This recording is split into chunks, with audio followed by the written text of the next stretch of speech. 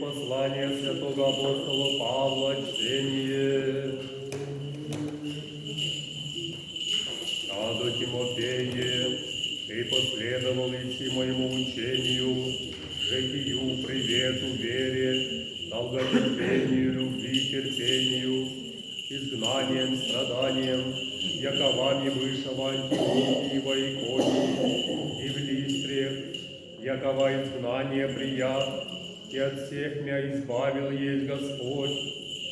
И все же хотящие благочестно жить о Христе Иисусе гонимы будут.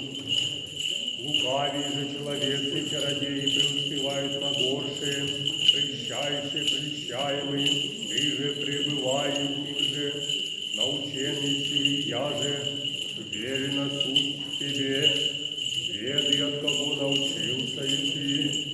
И яко из млада, священное Писание умеешь, могущее тебя умудрить во спасению верою, я же о Христе Иисусе.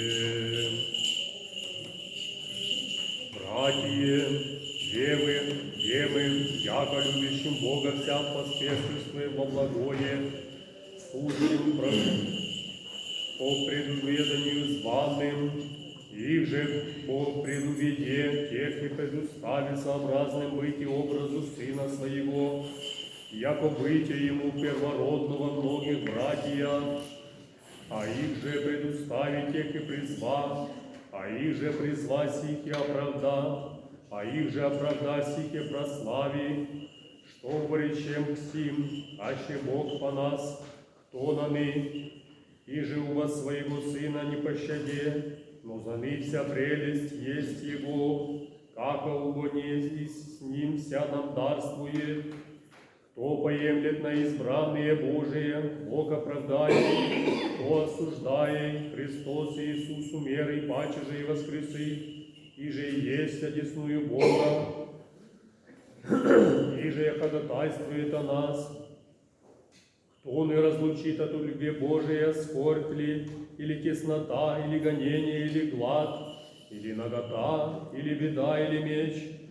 Яко же есть списано, яко тебе ради умерщвляемы есть мы весь день, вменихомся, яко же овцы заколение, но о сих всех предобеждаем за возлюбшего неизвестих сего, яко ни смерть, ни живот, ни ангели, ни начало, ни же силы, ни настоящее, ни грядущее, ни высота, ни глубина, ни ина тварь, кая возможет нас разлучите от любви Божия, яко же о Христе Иисусе, Господе нашем.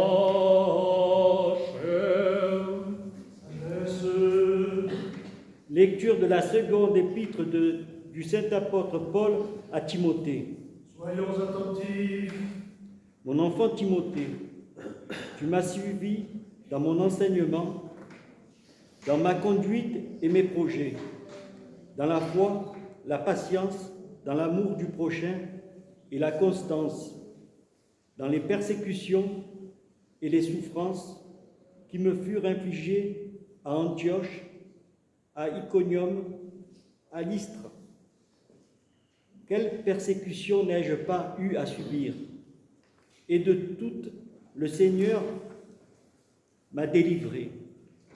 D'ailleurs, tous ceux qui le veulent vivre avec piété dans le Christ Jésus seront persécutés.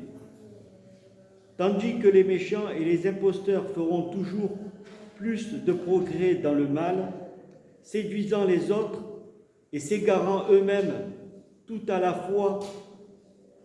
Mais toi demeure ferme dans ce que tu as appris et dont tu as acquis la certitude, puisque tu sais de qui tu le tiens, et que depuis l'enfance tu connais les saintes Écritures.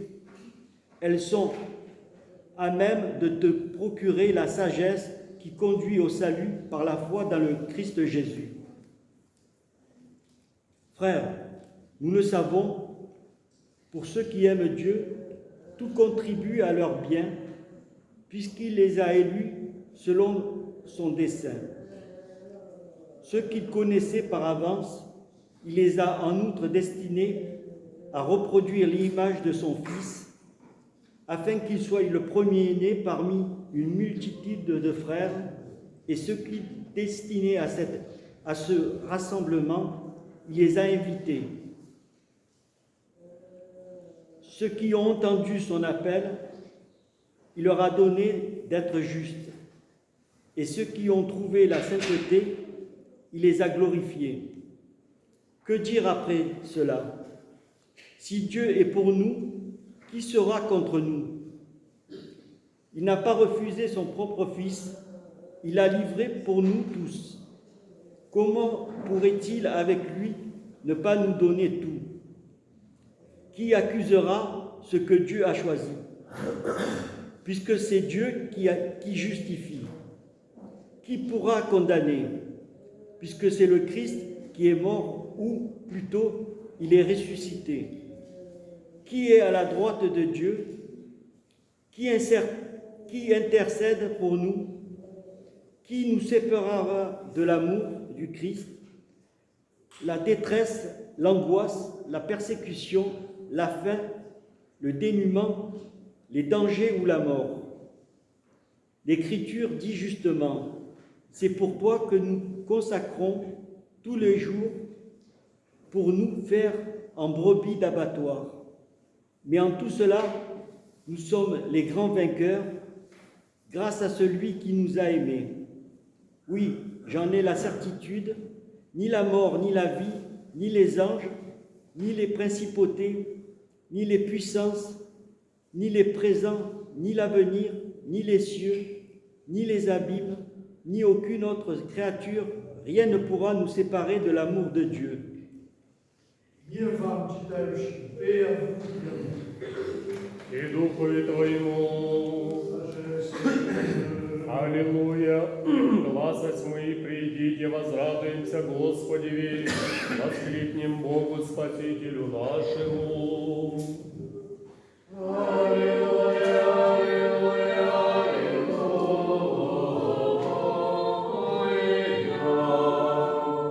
Évangéliage, mire всем, sagesse, tenons-nous droit, debout pour écouter la lecture du Saint-Évangile, paix à tous.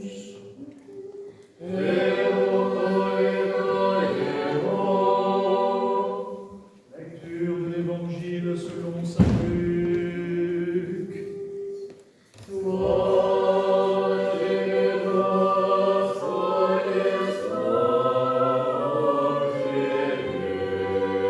Soyons attentifs. Le Seigneur dit cette parole.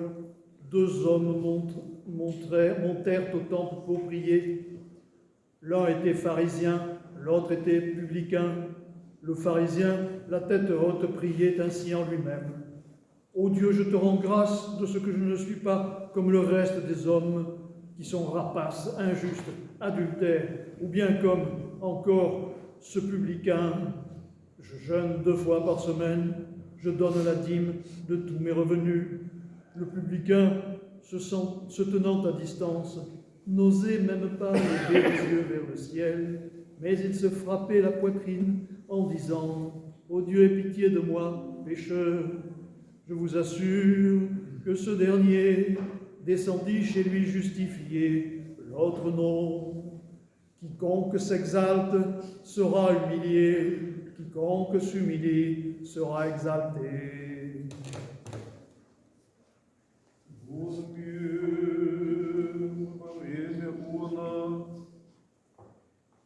Некоим глаголющим по Иисусове о церкви. Рече Господь, блюдите, да не прельщени будете, мнози бы приедут во имя Мое глаголющие, яко аз есмь, и время приближися, не изыдите убо во след их, егда же услышите брани и нестроение, не убойтеся, подобает бы сим быть и прежде, но не у Абия кончина. Тогда глаголоша им, восстанет бо язык на язык, и царство на царство, труси же велицы по местам, и глади, и пагубы будут, страхование же и знамение велие с небесе будут. Прежде всех возложат на вы руки свои и жденут, предающие на сонмище темницы, ведомы к царям и владыкам имени Моего ради. Прилучиться же вам во свидетельство, положите оба на сердцах ваших, не прежде поучайтесь отвещавати, азбо дам вам уста и премудрость, еже не возмогут противитеся или отвещать все противляющиеся вам. Предани же будете и родители, и братья, и родом, и други, и умертвят от вас, и будете ненавидимы от всех имени Моего ради, и власть главы вашей не погибнет. В терпении вашем стяжите душа вашу.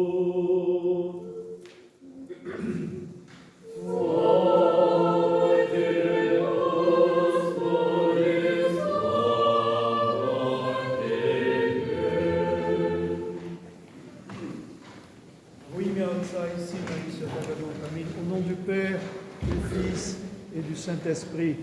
Aujourd'hui, chers frères et sœurs, nous célébrons en rouge parce que nous célébrons en particulier la mémoire des nouveaux martyrs et confesseurs de l'Église russe.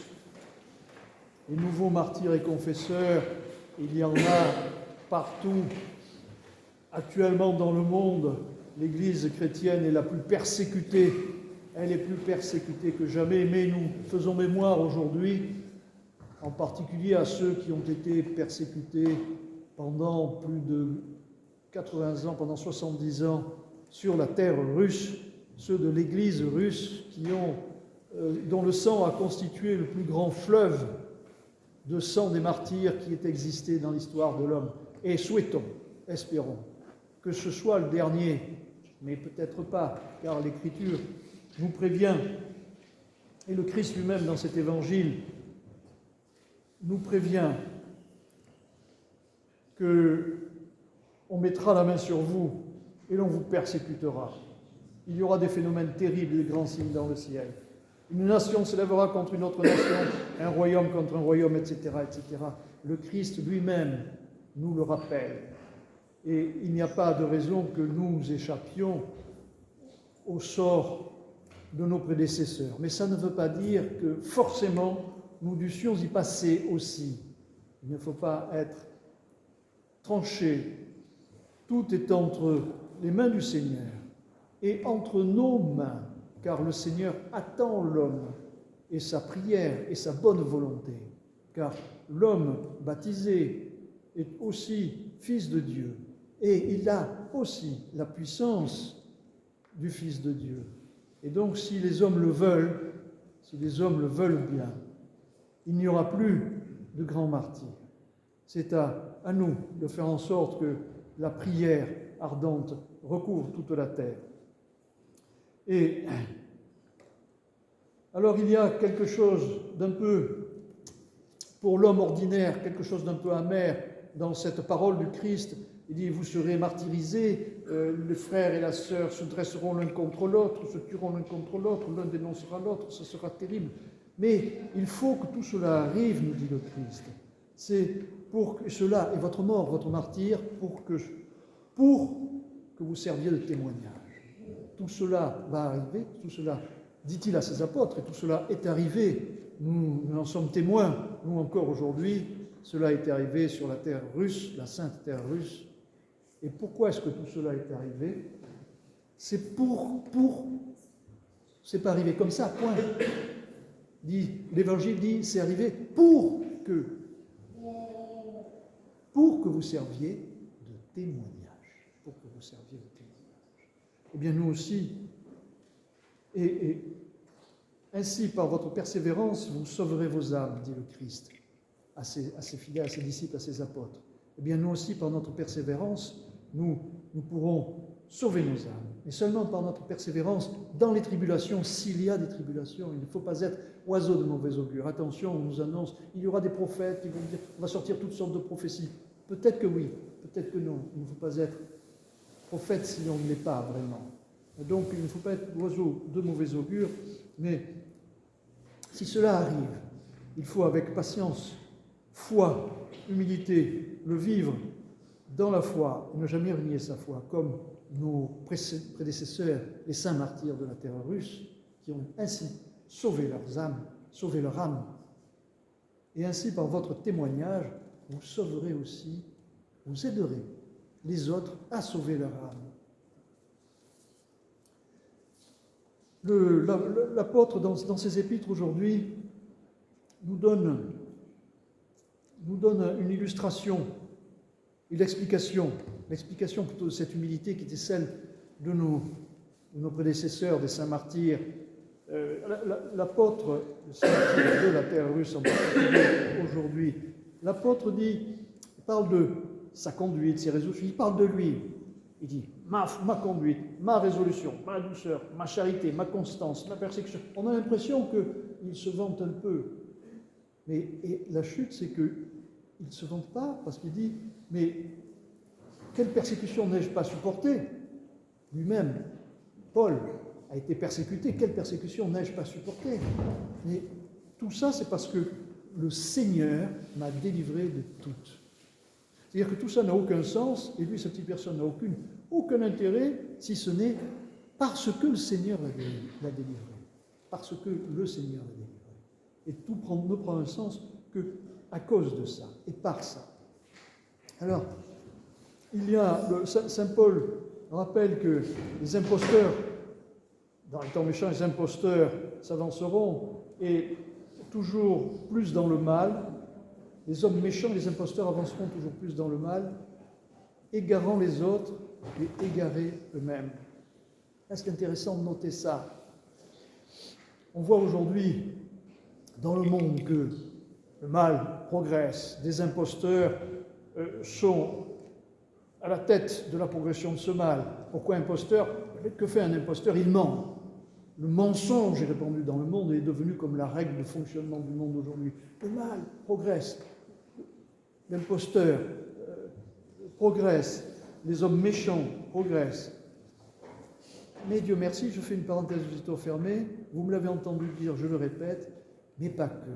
Il y a aussi des hommes bons et les justes qui progressent. Et l'ensemble du peuple chrétien progresse et s'élève en conscience et en dignité chrétienne aussi.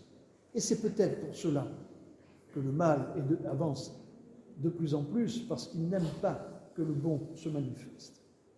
Souvenez-vous que dans les périodes de manifestation, apocalypse, ça veut dire manifestation. Et dans les périodes de manifestation, il n'y a pas que le mal qui manifeste. Et si le mal se manifeste, c'est parce que le bon aussi approche. C'est justement parce que le bon approche que le malin essaie de lutter contre. Mais c'est une illusion. Et nous sommes aussi dans l'illusion. Les gens qui, égarant les autres, cherchent à égarer les autres, Saint Paul nous dit qu'ils s'égarent eux-mêmes. Ils sont eux-mêmes dans l'illusion. Ils pensent, ils croient agir selon leur propre volonté en faisant le mal, dans la turpitude. Mais ils se trompent, ils sont manipulés. Il n'y a pas plus manipulés que les manipulateurs. Dites-vous bien ça, ne l'oubliez jamais. Il n'y a pas de raison pour que le manipulateur soit moins manipulé que celui qui manipule ou qu'il pense manipuler. Qui finalement manipule l'autre dans ce monde? Il n'y a pas plus manipulé que les manipulateurs. Souvenez-vous que les gens les plus susceptibles d'être désinformés, ce sont justement les services de renseignement. Je fais une parenthèse un peu mondaine, mais tout potentat qui assume le pouvoir dans un pays, il va s'attacher à essayer de manipuler ou de désinformer ceux qui sont à la source de l'information. Alors même, voilà, je ferme la parenthèse de ce monde pour prendre une image. Nous sommes dans l'illusion, et ceux qui pensent mettre les autres dans l'illusion, les hypnotiser, eux-mêmes sont manipulés par des forces. Encore une fois, le malin On parle plutôt du malin que du mal, car c'est une personnification qui est presque un petit peu excessive, car c'est une force, une sorte de force qui peut se personnaliser, être personnalisée, prendre la forme d'une organisation, prendre la forme d'un système, ou d'une personne, ou d'une idéologie. C'est multiformel, et ce n'est pas forcément que ça.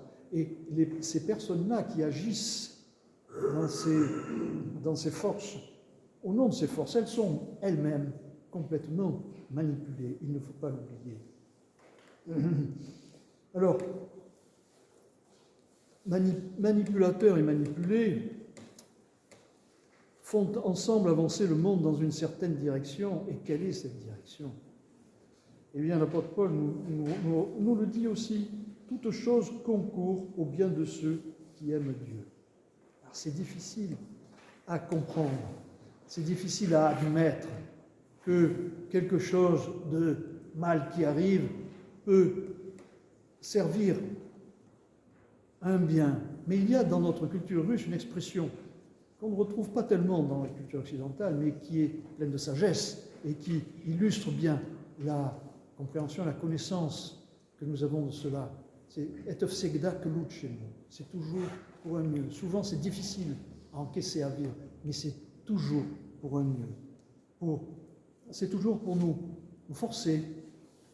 Nous qui avons si peu d'énergie pour aller dans la bonne direction de notre propre volonté, et souvent, malheureusement, nous faisons en sorte que le Seigneur, le maître de tout, le maître de tous, doit prendre certains moyens pour nous faire avancer dans la bonne décision et pour nous mener là où il faut. Et toutes ces choses-là concourent, que ce soit les bonnes choses ou les mauvaises choses. Toutes ces choses-là concourent à notre bien, au bien de ceux qui aiment Dieu. C'est pour cela qu'il faut changer notre regard, comme nous le disions dimanche dernier à propos de Zachée. Zachée, chez qui Christ est descendu. Jésus est venu chez Zachée. Il a vu Zachée dans l'arbre, il descend de cet arbre, je veux ce soir dîner chez toi. Et aussitôt, Zachée a changé, son regard a changé. Son regard sur les gens a changé. Lui qui était publicain, c'est-à-dire qui voyait des citoyens comme lui autour de lui, lui qui était le percepteur, il voyait des sources d'impôts, eh bien il a vu des hommes autour de lui, des hommes, des femmes, il a vu des hommes, son regard s'est ouvert, et de la même façon, il faut nous-mêmes que nous changions notre regard sur le monde, car il n'est pas forcément tel que nous croyons qu'il est. Nous sommes dans l'illusion souvent lorsque nous désignons un ennemi. Le Christ n'a pas d'ennemi. Il est tout puissant. Il est tout puissant. Il commande même aux démons. Souvenez-vous, on en parle souvent. C'est difficile à comprendre. C'est difficile à comprendre. Mais si ce n'était pas ça, il ne serait pas le Christ. Il ne serait pas Dieu tout puissant. Alors, nous devons faire preuve d'humilité dans ce que, justement, notre raison humaine est limitée. Nous comprenons, et c'est une grâce pour nous de comprendre que notre raison humaine est limitée et n'arrive pas à accéder à la conscience qui est celle du Christ, celle du Dieu Tout-Puissant. Comment il pense? Nous pensons en humain et lui pense différemment. Et toute chose en ce monde concourt au bien, à notre bien, au bien de ceux qui l'aiment. Donc il faut changer notre regard sur le monde et sur les choses. Ainsi, c'est ce que nous apprend cet évangile du publicain et du pharisien. Ainsi, il faut changer notre regard sur ce publicain et ce pharisien. Voilà deux hommes qui ont une présence dans la société. L'un pour les choses de l'Église, du temple, l'autre pour les choses civiles. Les publicains étaient des sortes d'officiers civils, sous contrat ou en direct, peu importe, des officiers civils, ils agissaient pour l'État, ils représentaient l'État. Et les pharisiens agissaient dans le temple, représentaient l'autorité. Voilà, deux hommes qui sont de statut égal, on les distingue trop vite. Habituellement, quand on se souvient de cet évangile, ils sont de statut égal, c'est ça qui nous présente l'Évangile.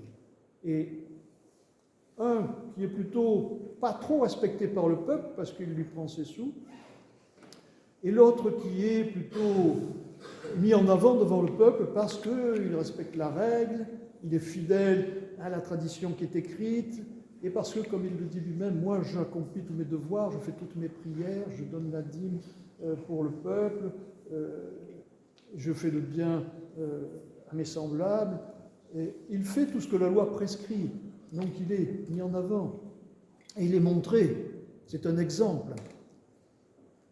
Eh bien, ces deux personnages sont très différents. À quel niveau? Dans leur âme. Dans leur âme. L'un juge les autres, le pharisien, alors qu'il est, alors qu'il est le représentant de la tradition. Alors qu'il est le représentant de la tradition et qu'il dit « Moi, je suis justifié parce que j'ai accompli toute la loi. »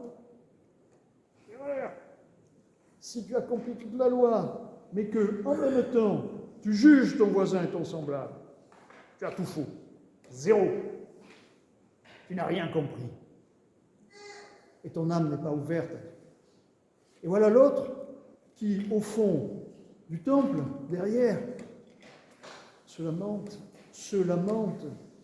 Le maître mot dans cet évangile, le maître mot qui les distingue, c'est que l'autre, il n'osait même pas. C'est un verbe, oser. Il n'osait même pas lever les yeux. Il disait, pardonne-moi toutes mes fautes. Il avait conscience, la conscience de son état devant la divinité, lui a fait voir ses limites et ses péchés. Et c'est pour ça que son âme se repent, son âme se ramollit complètement. Il n'osait même pas. Voilà le maître.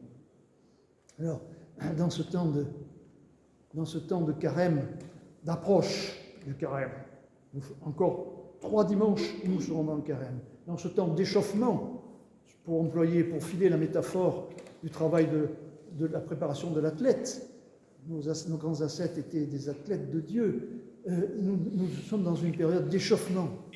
Nous devons nous préparer à ce carême. Peut-être devons-nous nous préparer plus particulièrement cette année que les autres années au carême, parce que il y a des dates particulières comme ça, on ne sait pas ce qui peut en sortir, peut-être rien, peut-être quelque chose. Mais cette année 2025, comme certains disaient, il y a du neuf, et la date de Pâques va tomber en même temps que chez nos frères catholiques romains. Il y a des coïncidences. Cette année, il y a certaines coïncidences qui doivent nous engager à faire mieux, à faire notre mieux, tout notre possible. Ces coïncidences, attention, il ne faut pas jouer les faux prophètes, ça ne veut pas dire qu'il va arriver ceci ou cela. Non. Nous sommes en mesure seulement de distinguer qu'il y a des coïncidences. Et s'il nous était donné de percevoir ces coïncidences, ce n'est pas pour rien. Même si nous ne savons pas à l'avance le résultat. Mais ce n'est pas pour rien, c'est pour éveiller notre âme d'abord. Et pour être Nimani, Trivogue. Préparez vos âmes, préparons nos âmes. Et pour préparer nos âmes, arrêtons de juger notre semblable comme ce pharisien qui pense inconsciemment, sans même s'en être aperçu, qu'il a le droit, parce qu'il est juste à ses yeux, parce qu'il a respecté la règle, il pense qu'il a le droit de juger les autres et de considérer que ce vaurien-là, qui est derrière moi, il ne fait même pas ses devoirs, il ne vaut rien, mais moi, oui. Comment peut-on juger alors que Dieu ne juge pas? Comment peut-on être oublié? Comment peut-on oublier la divinité, en particulier pour ceux qui vont dans son temple, qui le fréquentent régulièrement? Nous qui fréquentons le temple de la présence de Dieu, n'oublions pas, ne jugez pas, ne jugeons pas. Si nous nous surprenons nous-mêmes à juger, il faut que ce soit une sonnette, trivogue pour nous, une alarme. Attention, je ne suis pas sur le bon chemin. Je ne suis pas sur la bonne route. Et on se reprend. Commençons pour notre échauffement Et pour pouvoir aller plus loin, plus haut, plus profond dans notre préparation du carême, commençons et gardons cette disposition jusqu'au bout. De ne pas juger. Ne regardez pas les autres. Ne jugez pas. Ne jugez pas et vous ne serez pas jugés.